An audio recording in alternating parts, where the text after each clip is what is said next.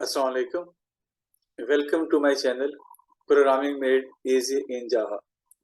My name is Muzaffar Iqbal. आज की video में हम ये देखते हैं कि आप जावा में स्विच स्टेटमेंट को कैसे यूज कर सकते हैं। अगर आप चाहें तो आप सम टाइम इफ के अगेंस्ट या जो काम हम इफ से कर रहे होते हैं हम वो काम स्विच के जरिए भी कर सकते हैं। लेकिन स्विच का अपना यूज है, उसका अपना सेंटेंस है। हम वो भी चेक करते हैं कि स्विच का सेंटेंस क्या है, उसको कहाँ पे कैसे यूज किया जा सकता है। तो भी आपको मैं लैपटॉप पे लेके चलता हूँ, वहाँ पे स्विच का जो सेंटेंस है पहले वो समझते हैं और उसके बाद कैसे आप इन चीजों को यूज कर सकते हैं प्रोग्राम के अंदर, हम वो भी देखते हैं। तो लैपटॉप पे चलते हैं और वहाँ पे इन चीजों को डिस्कस करते हैं।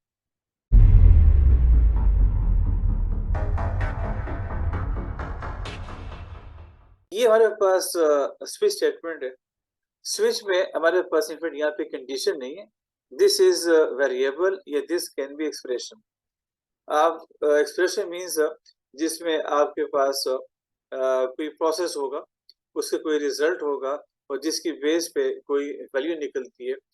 अगर सपोज यहाँ पे आपने जो वेरिएबल या जो एक्सप्रेशन लिखा होगा, अगर उसकी वैल्यू ये बनती है, यहाँ पे तो वैल्यू 1 लिखा हुआ है, सपोज ये 100 है, तो यहाँ पे जो एक्सप्रेशन या वेरिएबल है, अगर उस की वैल्यू ये वाली है जो हमने यहाँ पे लिखी हुई है, तो इस जगह पे आपने जो कोड लिखा होगा ये एग्जीक्यूट हो जाएगा। वो ब्रेक क्या करेगा, ये स्विच को खत्म कर लेगा।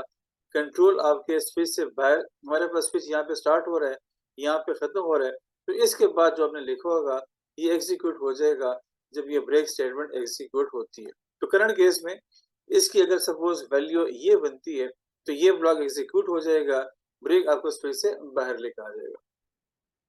लेकिन फर्स्ट करते हैं कि इस वेरिएबल या एक्सप्रेशन की जो वैल्यू है वो ये नहीं है, तो वो चेक करेगा कि क्या इसकी वैल्यू ये वाली बनती है। सपोज ये 200 है, अगर सपोज इस एक्सप्रेशन की वैल्यू बनती है 200, तो हमने इस केस में या इस ब्लॉक में जो लिखा होगा ये कोड एग्जीक्यूट हो जाएगा और ब्रेक आपके इस स्विच को खत्म कर देगा। जो स्विच के बाहर के स्टेटमेंट्स होंगे वो आपके एग्जीक्यूट होना शुरू हो जाएंगे। इस तरीके से हमारे पास ये दो केसेस हैं। आप जितने मर्जी हो यहाँ पे नंबर ऑफ केसेस को ऐड कर सकते हैं, कोई लिमिट नहीं है। करंटली आपको दो नजर आ रहे हैं, 3, 4, 500, 200, जितना मर्जी ना बनी 10-12 एक नॉर्मल फैक्टर्स है जो आप यहाँ पे केसेस को यूज कर सकते हैं। तो जितने भी आपके रिक्वायर्ड केसेस होते हैं वो आप यहाँ पे ऐड कर सकते हैं। और आखिर में डिफॉल्ट, अगेन ये ऑप्शनल है। जिस हमने बात की थी कि यहाँ पे जो हमने बात की थी इफ एल्से में हमारे पास मल्टीपल ब्लॉक्स होंगे, उनमें से किसी एक में एग्जीक्यूट होना है। सेम केस हमारे पास यहाँ पे स्विच में भी है, हमारे पास यहाँ मल्टीपल ब्लॉक्स हैं, इनमें से किसी एक ने एग्जीक्यूट होना है।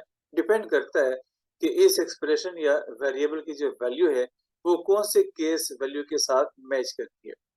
ये भी पॉसिबल है कि हमारे पास ये जो एक्सप्रेशन या वेरिएबल है इसकी जो वैल्यू बन रही है वो आपने जितने केसेस लिखे होंगे उनमें से किसी के साथ भी मैच नहीं करती।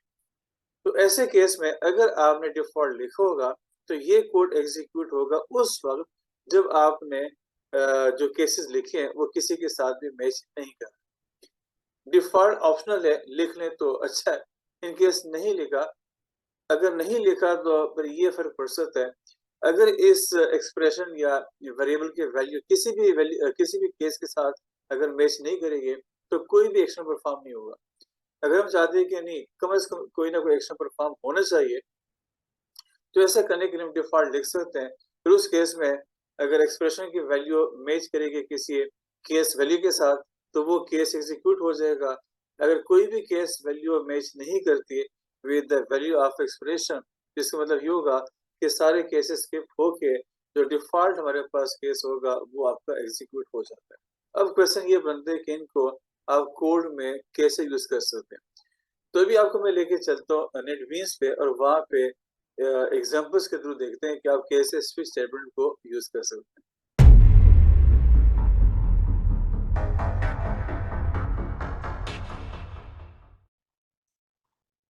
तो ये एक छोटी सी एग्जांपल है जिसका कोड मैंने आपको लिखे दे दिया हुआ है। पहले देखते हैं कि इस कोड का पर्पस क्या है। यहाँ पे ये आपसे दो नंबर ले रहे हैं यहाँ पे डिस्प्ले करेगा एंटर योर फर्स्ट नंबर। उसके बाद यहाँ पे आपसे वो फर्स्ट नंबर ले लेगा। उसके बाद डिस्प्ले करेगा कि एंटर योर सेकंड नंबर। उसके बाद आपसे एक नंबर लेगा, जो भी आप देंगे हो जाएगा वेरिएबल बी में। उसके बाद ये डिस्प्ले करेगा कुछ चॉइसेस को कि जो आपने इनपुट दे दिया हुआ है, इस इनपुट का आपने अब करना क्या है। हमारे पास यहाँ पे 4 ऑप्शंस हैं कि आप उन गिवन वैल्यूज को ऐड, सब्ट्रैक्ट, मल्टीप्लाई, डिवाइड क्या करना चाह रहे हैं। अगर आपने ऐड कराना है तो आपने 1 देना होगा, अगर सब्ट्रैक्ट करवाना होगा तो 2, मल्टीप्लाई करना है तो 3, डिवाइड करना है तो 4। यहाँ पे वो डिस्प्ले करेगा कि आप क्या करना चाह रहे हैं, आपसे कोई चॉइस पूछेगा। जो भी चॉइस आप देंगे वो स्टोर हो जाएगा वेरिएबल चॉइस में। उसके बाद डिस्प्ले करेगा रिजल्ट को, लेकिन जो रिजल्ट की वैल्यू होगी वो बेस करेगी यहाँ पे कि हमारे पास चॉइस की वैल्यू क्या है। चॉइस हमारे पास ये वेरिएबल है जो आपने इनपुट लिया होगा एट रन टाइम। तो अगर चॉइस हमारे पास 1 है तो जो भी आपने वैल्यूज दी होंगी उन दोनों का सम निकाल के दे देगा। अगर हमारे पास चॉइस 2 है तो डिस्प्ले करेगा सब्ट्रैक्शन को। अगर चॉइस हमारे पास 3 है तो डिस्प्ले करेगा मल्टीप्लाई करने के बाद रिजल्ट को। अगर हमारे पास चॉइस 4 है तो ए को बी पे डिवाइड करेगा और जो रिजल्ट होगा वो डिस्प्ले करके दे देगा। तो यहाँ से थोड़ा सा आपको आइडिया भी हो रहा है कि इफ एल्स इफ इस तरह के मौकों पर यूज होता है कि हमारे पास मल्टीपल ऑप्शंस हैं और आप उन ऑप्शन में से किसी एक को सेलेक्ट करना चाह रहे हैं। अगर आपको मैं ये कोड एग्जीक्यूट करके दिखा देता हूँ तो ये पूछ रहे कि आप फर्स्ट नंबर एंटर करें। लेट्स से कि इसको मैंने फर्स्ट वैल्यू एंटर की। उसके बाद पूछ रहे कि what is your second number. Let's say कि हमारे पास सेकंड नंबर है। ये चॉइसेस आ रही हैं कि आप इन दो नंबर्स का क्या करना चाह रहे हैं। 8 1 for addition, 2 for subtraction, 3 multiply करने के लिए और 4 है डिवाइड करने के लिए। लेट्स से कि मैं यहाँ पे चॉइस देता हूँ कि 2। तो ये बता रहे हैं कि रिजल्ट इक्वल टू रैंक, चूंकि यहाँ पे आपने सब्ट्रैक्ट करने के लिए चॉइस दे दी है तो ए को बी से सब्ट्रैक्ट करके जो रिजल्ट आएगा वो डिस्प्ले कर रहा है। तो इस तरह के केसेस में अगर हम चाहें तो इफ एल्स इफ को यूज कर सकते हैं। अगर हमारे पास इफ एल्स इफ आपको यूज करना पड़ रहा है तो इस तरह के केसेस के लिए अगर आप चाहें तो आप स्विच को भी यूज कर सकते हैं। यानी कि जो काम यहाँ पे इफ एल्स इफ कर रहा है यही काम हमारे पास स्विच से भी किया जा सकता है। अगर आपको मैं एक चीज दिखा सकूं तो ये हमारे पास मैं यूज कर रहा हूँ नेटबीन्स को, तो जो कि एक आईडीई है। अगर मैं यहाँ पे आपको दिखाऊं तो ये जो नेटबीन्स है ये खुद आपको एक सजेशन दे रहा है। ऑरेंज लाइन आपको नजर आ रही होगी कि replace chain of ifs with switch. यानी कि इस तरह के इफ को वो भी रिकमेंड कर रहे हैं कि जहाँ पे आप इस तरह का इफ एल्स इफ यूज कर रहे हैं तो ये काम स्विच से भी किया जा सकता है। तो लेट्स से कि अगर हम इस काम को स्विच से कन्वर्ट करना चाहते हैं तो यही कोड जो आपको भी नजर आ रहा है ये स्विच में कन्वर्ट करने के बाद कैसे नजर आएगा तो ये आपको मैं यहाँ पे करके दिखा देता हूँ।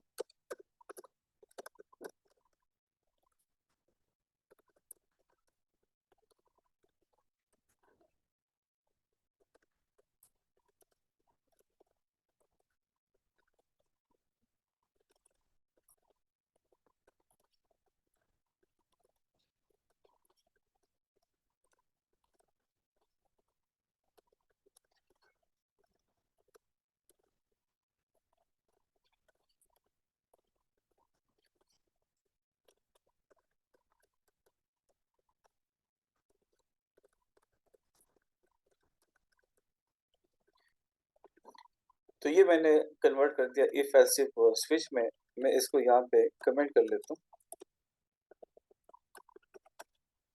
ये हमारे पास मल्टी लाइन कमेंट्स होते हैं। हमारे पास ये पूरा कोड यहाँ पे कमेंट हो गया और ये मैंने कन्वर्ट कर दिया उसी कोड के स्विच में। अब यहाँ पे क्या हो रहा है, चॉइस अगेन वेरिएबल है जो आपने यूजर से यहाँ पे लिया था कि आप उन दो गिवन वैल्यूज के क्या करना चाह रहे हैं। इस स्विच स्टेटमेंट का मतलब ये है कि अगर इस चॉइस की वैल्यू 1 है तो वो डिस्प्ले करेगा ए प्लस बी को।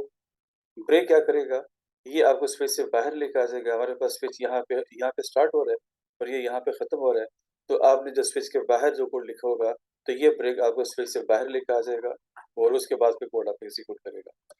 अगर चॉइस हमारे पास 2 है, यानी कि चॉइस की जो वैल्यू है वो 1 नहीं है, तो वो चेक करेगा क्या चॉइस की वैल्यू 2 है।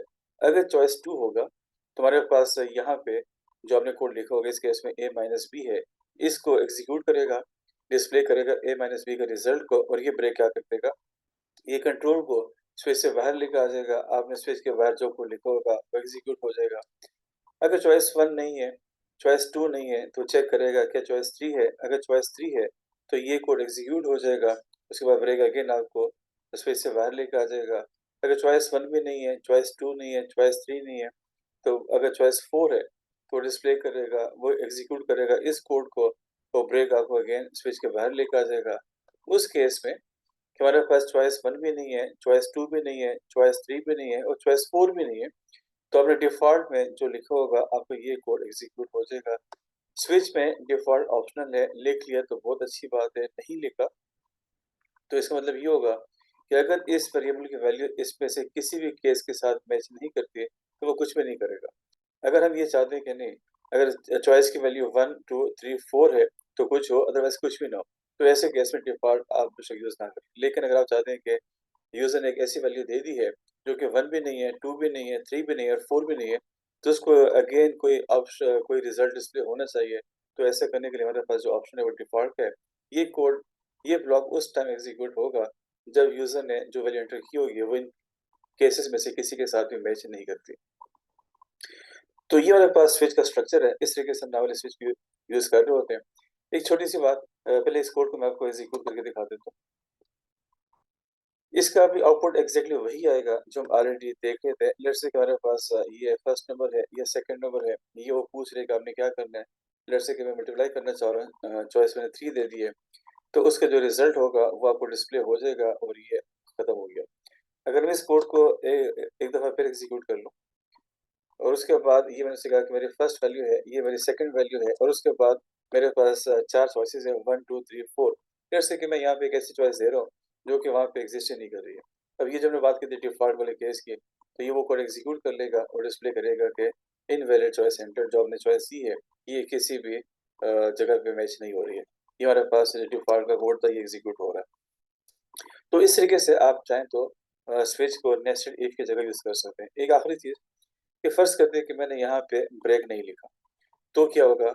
अभी हमने बात की कि ब्रेक से ये होगा कि वो आपको, अगर सपोज़ चॉइस की वैल्यू 1 है, तो ये कोड एग्ज़ीक्यूट हो जाएगा और ब्रेक आपको स्विच से बाहर लेकर आ जाएगा। जो रिमेनिंग केसेज़ होंगे ये एग्ज़ीक्यूट नहीं होते।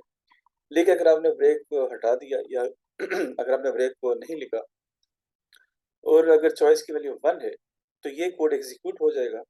चूँकि ब्रेक नहीं है, तो ये अब आपको स्पेस से बाहर लेके नहीं आएगा, बल्कि जो हमारे पास उसके बाद का कोड होगा, उसके बाद का जो केस होगा, वो एग्ज़ीक्यूट करेगा। इस करंट केस में वो डिस्प्ले करेगा a माइनस v को भी और यहाँ पे ब्रेक उसको मिला, ये आपको स्पेस से बाहर लेकर आ देगा। मतलब अगर स्विच में कोई केस एग्ज़ीक्यूट हो रहा है और वहाँ पे अगर आपने ब्रेक को नहीं लिखा हुआ, तो जो नेक्स्ट केस होगा, वो एग्ज़ीक्यूट हो जाएगा। अगर उसका सपोज़ ब्रेक नहीं है, तो अगला स्विच जो अगला केस होगा, वो भी एग्ज़ीक्यूट होगा और ये आपको वहाँ तक लेके जाएगा कि जब तक उसको ब्रेक नहीं मिलेगा या स्विच स्टेटमेंट खत्म नहीं हो जाती। तो करंटली मैंने यहाँ पे जो केस 1 का ब्लॉक था, वहाँ पे मैंने ब्रेक को हटा दिया। अगर मैं इस कोड को रन करता हूँ और ये मैंने ऐसे चॉइस उसमें मैंने फर्स्ट वैल्यू 11 दी, ये मेरे पास सेकंड वैल्यू है और उसके बाद ये मुझसे पूछ रहा है कि चॉइस क्या है? लेट्स से कि मैं चॉइस यहाँ पे 1 दे रहा हूँ 8 करने के लिए और यहाँ पे केस 1 में मैंने ब्रेक लिखा भी नहीं है। तो अब देखते हैं कि इसका आउटपुट क्या है? रिजल्ट इक्वल टू 33, ये basically a plus B execute हो रहा है। चूंकि ब्रेक नहीं था, तो वो आगे जाके जो a माइनस बी का कोड था वो भी एग्जीक्यूट कर रहा है। ये हमारे पास a माइनस बी जो कि 9 बनते हैं वो डिस्प्ले हो रहा है। उसके बाद हमारे पास यहाँ पे ब्रेक था और ये आपको स्विच से बाहर लेगा। तो आपने बड़ी केयर करनी होती है। काफी सारे लोग जब स्विच यूज कर रहे होते हैं तो वो ब्रेक लिखना भूल जाते हैं। अगर आपने ब्रेक नहीं लिखा तो इसका मतलब ये होगा कि स्विच खत्म नहीं होगा। जिस केस को एग्जीक्यूट करेगा उस केस में जितना कोड होगा वो एग्जीक्यूट हो जाएगा। क्योंकि ब्रेक नहीं होगा, हमारे पास जो नेक्स्ट केस होगा वो भी एग्जीक्यूट होगा। अगर वहाँ पे ब्रेक होगा तो ये आपको स्विच से बाहर लेकर आ जाएगा। अगर सपोज यहाँ भी ब्रेक नहीं है तो ये आपको मजीद केसेस को भी एग्जीक्यूट करना शुरू कर लेते हैं। तो ये हमारे पास स्विच स्टेटमेंट है। आई थिंक आपको समझ आ गई होगी। अगर सपोज स्टिल कोई क्वेश्चन है तो आप कमेंट्स में अपना क्वेश्चन लिख सकते हैं। जो हमारा नेक्स्ट लेक्चर होगा वो इंशाल्लाह लूप के बारे में। तो हमें ये देखना है कि हम जावा में लूप को कैसे यूज़ कर सकते हैं और फॉर लूप क्या होता है, फॉर के क्या सिंटैक्स है, वो कहाँ पे और कैसे यूज़ होता है। तो ये हमारा इंशाल्लाह कंटेंट होगा अगले लेक्चर का। टिल देन मेरी तरफ से अल्लाह हाफ़िज़।